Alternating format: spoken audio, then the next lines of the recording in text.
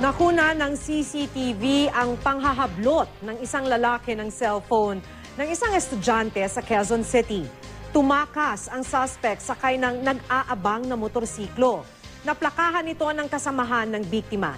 Makibalita tayo kay Dante Perelio.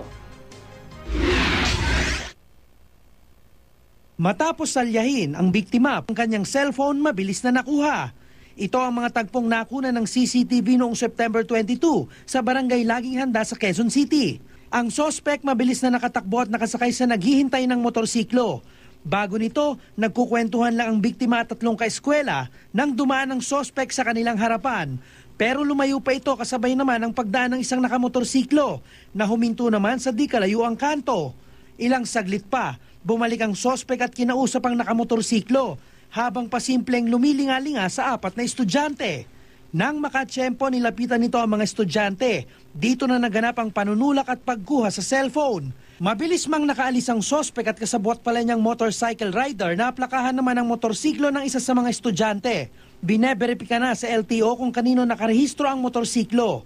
Aminado naman ang pamunuan ng barangay na napapadalas na ang insidente ng snatching ng mga riding in tandem sa kanilang lugar.